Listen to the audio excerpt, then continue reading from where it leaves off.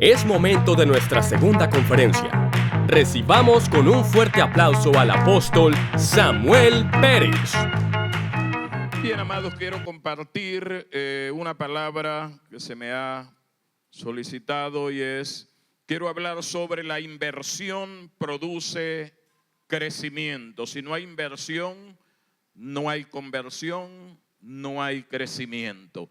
Y quiero tomar como ejemplo la vida de Cornelio. Y quiero leer allí una porción de las Escrituras en Hechos capítulo 10. Vamos a leer algunos versículos.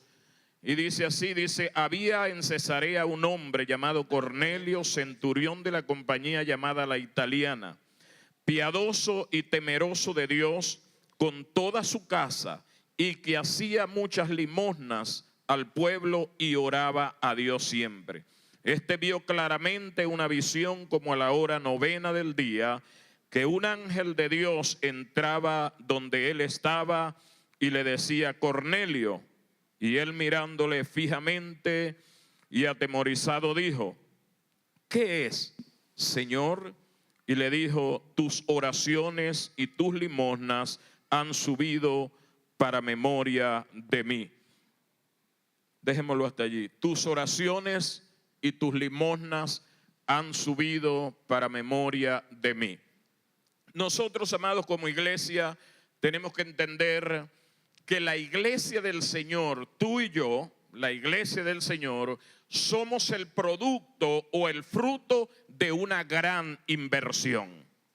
Levante su mano y diga: yo soy valioso. Por mí se invirtió mucho. Dios invirtió a su Hijo Jesús allí en la cruz del Calvario para poderte ganar a ti y para poderme ganar a mí. Así que nosotros somos el producto de una gran inversión de nuestro Señor, de nuestro Dios. Ahora bien, amados, la iglesia nació en inversión. Cristo se entregó, el Padre entregó al Hijo para que nosotros fuésemos ganados, pero igualmente, amados, esto tiene que seguir la inversión. Diga: la inversión tiene que continuar. La inversión tiene que continuar. Cuando nosotros analizamos el libro de los Hechos, la iglesia naciente del primer siglo, podemos ver que dice que la iglesia iba todos los días por las casas compartiendo el pan, que se gozaban y que cada día el Señor añadía a su iglesia los que habían de ser salvos. O sea, que el mover de la iglesia, el dinamismo, el compromiso de la iglesia hacía que la iglesia se multiplicara, que la iglesia creciera cada día. Ahora, cuando hablamos de inversión es la acción de invertir dinero, tiempo, esfuerzo para lograr un objetivo, para lograr un propósito. Cada uno de nosotros, cuando queremos algo, hermanos, en esta tierra, ¿qué tenemos que hacer? Invertir. Nosotros, hermanos, necesitamos inversión desde que nacemos o desde antes de nacer, hasta que vamos a la tumba. Cuando una madre está embarazada, comienzan a hacer todos los preparativos para que ese niño nazca, ¿verdad que sí? De una vez comienzan a invertir en ese niño sin haber nacido.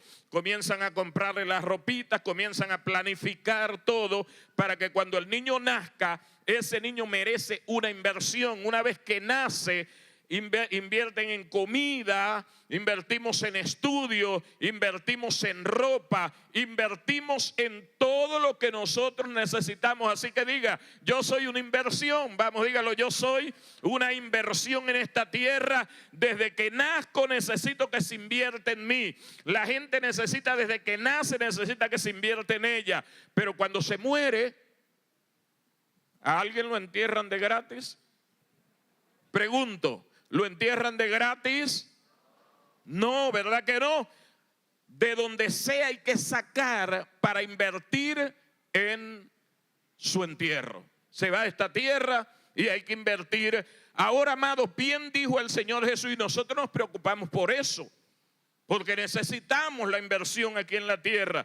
Pero bien dijo el Señor Jesús que no hagáis tesoros en la tierra donde la polilla daña, donde el orín corrompe, donde los ladrones hurtan, sino haced tesoros en el cielo, donde no hay peligro que se pierda, porque dice la palabra de Dios, el verso siguiente dice, porque donde está vuestro tesoro, donde está vuestra inversión, allí está vuestro corazón. Diga, donde está mi inversión, donde está mi tesoro, allí está mi corazón. Donde usted pone su inversión, donde usted pone su tesoro, allí va a estar el corazón. Allí estamos pendientes de la inversión que hemos hecho para no perderla.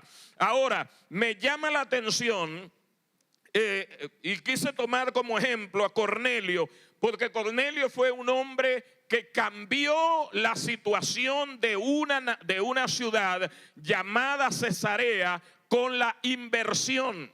Invirtiendo, diga, oraba, pero invertía. Oraba, pero invertía en la gente. Oraba, pero sembraba. Oraba, pero daba limosna. Oraba, pero estaba pendiente del bienestar de la gente. Ahora bien, amados, Cornelio tiene algunas características, porque yo digo que la inversión, todo necesita. Esto es una inversión, amados. ¿Sí o no? Es una inversión, usted está aquí invirtiendo, pero la inversión genuina necesita unas características. Una cosa es invertir fortuitamente, invertir ocasionalmente, y otra cosa es ser un inversor, un inversionista del reino de Dios, que camina en la tierra sabiendo que Él es una inversión, Él es un inversionista. Ella invierten en el reino de Dios, no ocasionalmente, sino permanentemente, porque el reino de Dios tiene vida. Diga, el reino de Dios tiene vida, la iglesia tiene vida. La iglesia es un organismo creciente. Ella crece todos los días. Si usted se sienta, si usted se acomoda, si usted se desinteresa por el crecimiento, Dios levantará a alguien. Pero la iglesia del Señor está llamada a crecer y a multiplicarse. Amén. Si usted dice, no me interesa que crezca, Dios va a levantar a alguien. Pero la iglesia va a crecer. Pero más vale que nosotros seamos gente entendida que el reino de Dios necesita de nosotros. ¿Cuáles eran las cualidades o las características que tenía Cornelio para que fuera un sembrador, un inversionista? Porque me llama la atención que dice la palabra de Dios que cuando el ángel se le apareció, el ángel le dijo, Cornelio, tus oraciones y tus limosnas, diga, las oraciones y las limosnas están delante de Dios. Dios tiene memoria de ella. A nosotros se nos ha enseñado que la oración esté en la presencia de Dios, que Dios tiene memoria de nuestras oraciones, pero muy poco se nos ha dicho que lo que nosotros invertimos en el reino de Dios, Dios lo tiene presente, ¿sí o no? Dios lo tiene presente. Pero escúcheme, amados, una de las cosas, mire las características de Cornelio. Dice que era un centurión de la compañía llamada la italiana. Diga, centurión. Centurión era un militar que tenía a cargo 100 hombres, 100 soldados, 100 personas. Y esto me habla del pastorado, esto me habla del liderazgo. Pero me llama la atención que este hombre, amados, aunque era un militar y tenía a cargo 100 hombres, él estaba interesado en el bienestar de la gente que estaba con él. Se interesaba porque la gente que estaba con él estuviera bien. Tenía empatía con la gente, amaba a la gente. Amados, no podemos ser inversionistas genuinos en el reino si no amamos a la gente. si no tenemos empatía con la gente, si no deseamos que la gente esté bien. Ahora la pregunta en esta noche es: ¿cuál es mi condición, mi empatía, mi amor por la gente que está a mi alrededor, por la gente que vive donde yo vivo? ¿Cuál es mi empatía? ¿Me interesa la gente? ¿Me interesa la salvación de la gente? ¿Tengo pasión porque la gente reciba a Cristo? ¿Estoy cumpliendo con el deseo de Dios? Que el deseo es que ninguno se pierda y que todos procedan al arrepentimiento, pero lo estoy haciendo por una manera genuina, sin interés, simplemente por pasiones y porque quiero agradar a Dios. Quiero hacer lo que a Dios le agrada. Entonces él era un pastor, tenía a cargo gente y amaba a la gente, y por eso hacía estas inversiones en el reino de Dios por amor a la gente. Segundo, dice que era piadoso. Diga piadoso.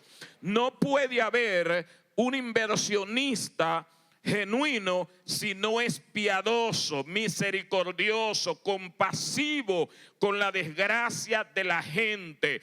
Jesús nos enseñó que la compasión es la que nos mueve a la acción de manera genuina, pero que la compasión también hace que el poder de Dios se mueva. Cuando nosotros vemos a Jesús, hermanos, allí cuando multiplica los panes, en la multiplicación de los panes y de los peces, dice que Jesús tuvo compasión de la gente. Cuando Jesús tenía compasión de la gente, Jesús sanaba. El poder sanador se activaba en Jesús. Pero cuando Jesús tenía compasión de la gente, Jesús, había multiplicación en la alimentación. Ahora, esto me enseña que la compasión produce los recursos.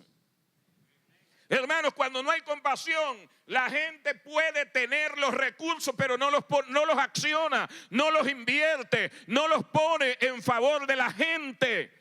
Pero cuando hay compasión, amados, no importa que a lo mejor no veamos nada delante de nosotros, pero diga: Dios va a bajar los recursos, porque si nosotros nos compadecemos de la gente, más Dios más se compadece nuestro Señor. ¿Qué más características tenía este hombre? Era temeroso de Dios.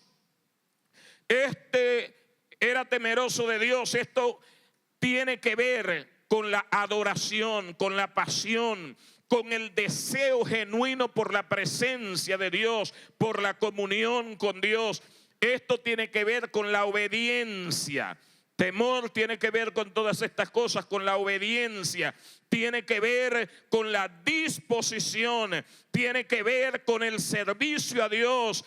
Esto es estar siempre dispuesto para trabajar en favor del crecimiento de la obra del Señor. Cuando le tememos a Dios, hay pasión. Cuando le tememos a Dios, hay adoración. Cuando le tememos a Dios, hay obediencia. Cuando le tememos a Dios, hermanos, hay servicio. No importa lo difícil, lo lejos, la condición que esté, lo vamos a hacer por causa del temor reverente que tenemos a nuestro Dios. Amén, amados. ¿Qué más? Este hombre era un intercesor. Dice que intercedía por el pueblo. Las oraciones habían subido a la presencia de Dios porque intercedía a favor del pueblo, a favor de la obra del Señor. Recuerde, amados, crecimiento, compasión se desata con oración. Cuando Jesús, allí en el capítulo 9 del libro de Mateo, vio que las ovejas estaban descarriadas, como sin pastor, ¿qué fue lo que hizo Jesús con los discípulos? Los puso a orar, les dijo: orad para que el Señor envíe obreros a la mies. En el capítulo 10, capítulo siguiente, vemos a Jesús llamándolo, pero Jesús primero los puso a orar. ¿Qué nos enseña esto, hermanos? Que si no hay intercesión por nuestros pueblos, que si no hay intercesión por la gente, que si no hay intercesión por la familia, que si no hay intercesión por los pueblos, que si no hay intercesión por la humanidad, menos habrá acción, porque no habrá interés y Dios no despertará en nuestras vidas lo que tiene que despertar y accionar para que nosotros nos pongamos al frente para servirle a ellos. Y dice, amados, número 5, hacía limosnas al pueblo, era generoso. Anoche la profeta hablaba acerca de la generosidad. Esto es algo extraordinario. Era generoso, invertía en la gente, amados, no de una manera religiosa, por interés, porque si yo doy tanto me va a venir tanto. No, por pasión. Amén, amados. Por pasión. Diga, la inversión en el reino no es un juego de azar, que yo digo, bueno, vamos a ver qué me sale. No, lo hacemos por pasión, lo hacemos por entrega, lo hacemos por compromiso, lo hacemos porque queremos agradar a nuestro Dios. Amén, amados. Y queremos que el reino avance, queremos que la obra del Señor crezca, queremos que la iglesia se multiplique, que la iglesia avance, y estamos conscientes que necesita inversión y que por eso Dios bendice nuestras vidas para que el reino de Dios crezca y avance, mis amados. Miren, yo consigo en las Escrituras que la mayor prueba que Dios hace a los hombres de Dios, que hace a sus siervos, la mayor prueba que le pone es que les exige inversión. Amén, amados. La mayor prueba que Dios le pone a sus hijos, a sus siervos, es que les exige inversión. ¿De dónde saca usted eso? ¿Cuál fue la mayor prueba que Dios le puso a Abraham? ¿Ah? Vete, toma a tu hijo, a tu único, a lo que más amas, y vete a tierra de Moriah y ofrécelo allí. Y me llama la atención, allí está en la Biblia, no lo leemos porque necesitamos avanzar, pero me llama la atención que dice que cuando él levanta su mano para degollar al muchacho, el ángel le da voz y le dice, lo que quería saber ya lo sé, ya sé que temes. Ya sé que temes a Dios, páralo allí. Ya lo que quería saber, ya lo probé en ti. Era qué capacidad de inversión, cuánto eres capaz de invertir en el reino. Ahora bien, amados, Jesús, el Padre, ¿cuál fue la mayor inversión que hizo en la humanidad? Entregar a Jesús, invertir a Jesús en la cruz del Calvario para ganarnos a todos nosotros. Pero hay algo que me llama la atención. Estos dos primeros ejemplos, hay muchos en la Biblia, pero estos dos son favorables, son excelentes, son buenos. Como Dios a Jesús dice que lo humilló hasta los sumos, pero lo levantó, hermanos, por encima de todas las cosas y le dio un nombre que es sobre todo nombre, para que en el nombre de Jesús se doble toda rodilla y toda lengua confiese que Jesús es el Señor, que es más que suficiente, que Él es suficiente, amados. Por Él estamos aquí, por Él hemos sido liberados, por Él estamos sanos, por Él estamos bendecidos. Por ese nombre que es sobre todo nombre. Abraham fue llamado el padre de la fe, fue llamado el amigo de Dios, porque Dios lo probó pidiéndole una inversión y no la negó. Fue capaz de ir al monte Moriah y decir, estoy dispuesto a darte lo más grande que tengo, lo que más amo, lo único, lo más excelente, y se constituyó amigo de Dios. Pero hay un ejemplo que aparece en las Escrituras. ¿Cuántos recuerdan el joven rico? ¿Cuántos recuerdan el joven rico? Al joven rico se le exigió también, la mayor prueba que se le puso fue invertir. Él llegó a Jesús y le dijo: maestro bueno, ¿qué haré para heredar la vida eterna? Y Jesús le dijo: allí tienes la ley, los mandamientos, los tienes. Y él dijo: todo eso lo he cumplido desde mi juventud y estoy vacío, siento que necesito algo más. Y Jesús le dijo: ¿quieres ser perfecto? ¿Quieres ser perfecto? Anda, vende lo que tiene, inviértelo en los pobres, en los necesitados. Y dice la palabra de Dios que el joven se fue triste, se alejó de Jesús. Diga, porque no pasó la prueba. No pasó la prueba de la inversión. Se fue triste. Ahora, hermanos, cuando yo comparo, leo esta historia y la comparo con mucha gente, no aquí, por allá en otros lugares donde yo estoy, en otros lugares, hay gente que se retira del compañerismo de la iglesia. Hay gente que se retira de Dios cuando Dios les exige inversión. Inversión financiera, inversión de tiempo, entrega de familia. Prefieren retirarse, como aquel joven rico. Se dice que se fue muy triste porque no estaba en la condición de entregar la inversión que Jesús le dijo que había entregado. Señores, la iglesia tiene mucha gente.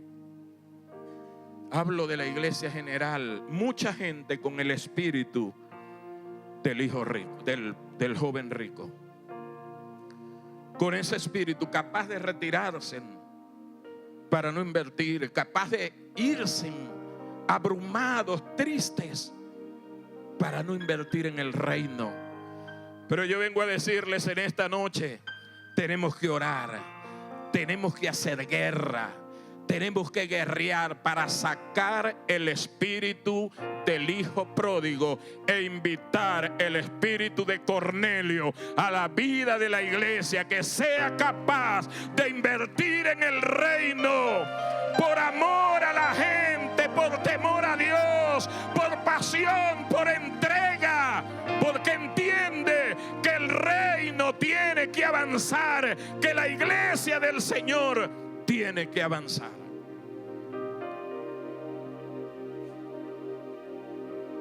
Pregunta para terminar. Pregunta reflexiva. Pregúntese. Dice que el ángel le dijo: tu ofrenda, tu limosna han subido a memoria de Dios. Pregúntese: ¿cómo está viendo Dios mi ofrenda? ¿Cómo está viendo Dios mi inversión? ¿Cómo está viendo Dios mi entrega?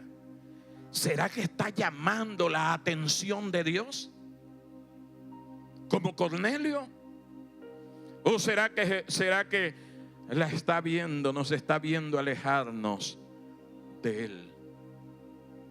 Padre, en el nombre poderoso de tu Hijo Jesús, Señor, te damos gracias porque tú eres el Rey de la vida.